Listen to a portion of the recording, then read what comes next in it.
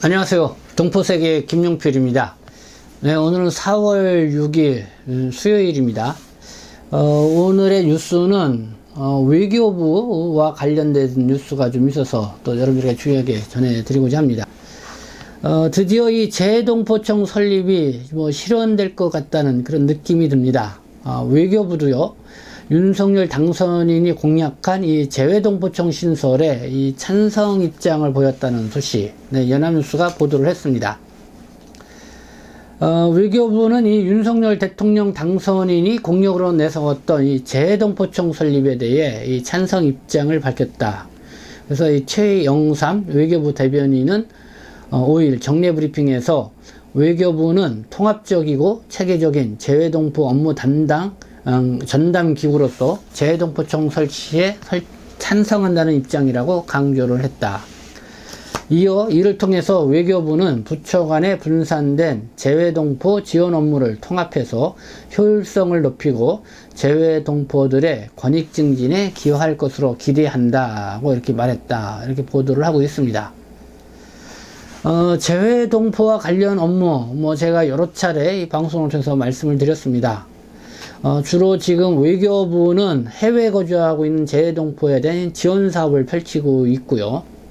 그리고 법무부는 출입국가 또 법적지 이런 부분에 대해서 업무를 하고 있죠. 주로 F4 재외동포 체류 자격을 받고 국내에 입국해서 활동하고 있는 이 동포들에 관련된 그런 업무를 이제 법무부에서 주로 하고 있습니다. 그리고 교육부는 한국 국적을 갖고 해외 거주하고 있는 재외 국민이죠. 그래서 그냥 교육 지원 사업을 하고 있고요.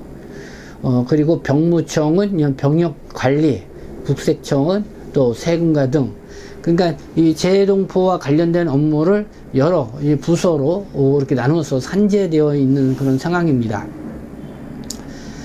외교부 산하에는 이 재동포 재단이 있지만은 사업 시행 기관으로서는 한계를 많이 갖고 있습니다. 그렇기 때문에 좀 통합, 관리 이런 필요성들이 있기 때문에 이 재동포 재단 갖고는 안 되고 최소한 청 정도는 되어야 되지 않냐. 근데 과연 외교부 상의 외청인 재동포청으로 됐을 경우에 이 타 부처의 업무를 잘 조정할 수 있는 그런 통합할 수 있는 그런 역할을 할 수 있겠느냐, 이거에 대해서도 좀 여러 가지 또 지적이 나오고 있는 상황입니다. 그렇지만 윤석열 당선인은요, 이 대선 공약에서 이 재외동포 정책을 총괄 시행하는 이 정부 기능이 미비한 상황이다. 그래서 이 기대한 만큼의 효과를 거두지 못하고 있다. 그리고 조직 개편이 필요한 상황이다. 이렇게 입장을 밝혔습니다. 그렇게 하면서 이 부처 간에 서로 이 중복 지원과 그리고 사각지대가 놓여 있는 이런 현상. 그래서 이 동포청을 설립을 통해서 이런 부분들을 해결할 수가 있다는 이렇게 설명을 하면서 이 재외 동포청 설립을 공약으로 내걸었습니다. 여기에 대해서 외교부가 공식적으로 윤석열 당선인의 이 재동포청 신설에 대해서 찬성 입장을 보였다는 것, 이것이 좀 관심을 끌게 합니다. 근데 이 소식이 들려지자 또 재외동포 관련 이 전문가들 이 반응들도 나오고 있는데요. 임채환 이 동북아평화연대 이사장님이시죠. 이렇게 반응했습니다. 어떤 재외동포청을 만들 것인가에 대해 큰 관심을 가지고 지켜보아야 할 것이다. 그래서 임채환 이사장님 같은 경우는 그러니까 저희가 활동하고 있는 재외동포 기본법 제정, 100만인 서명운동, 동포 시민연대에 또 거기에 참여 단체로 대표로 이렇게 활동을 하고 있습니다. 그렇게 하면서 이 재동포청이 아니라 이 국무총리 직속 이 재외동포처를 설립을 해야 된다는 이런 요구의 목소리를 높이고 있는데요. 그건 앞서 말씀드린 것처럼 국무총리 그래도 산하의 이 직속기관이 되어야 각 부처별로 업무를 조정도 하고 그 역할을 제대로 수행할 수 있다. 그렇지 않으면 이게 또 부처 이기주의 때문에 이 재동포 정책이 또 중구난방이 될 수 있다. 그래서 이 국무총리 직속의 이 재외동포처의 설립을 이렇게 주장하고 나온 것인데요. 근데 이번에 외교부가 어쨌든 윤석열 당선인의 공약, 그거를, 그대로 환영한다, 이렇게 했기 때문에, 이 재외동포청 설립이 좀 유력해지지 않을까 하는 그런 생각을 갖게 됩니다.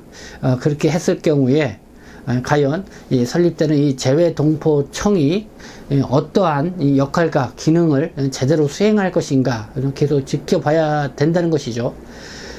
그럴 경우에, 좀 뭐 법무부라든가 뭐 타 부처 쪽에서는 또 좀 약간 반발이 있지 않을까 뭐 이런 생각도 드는데요.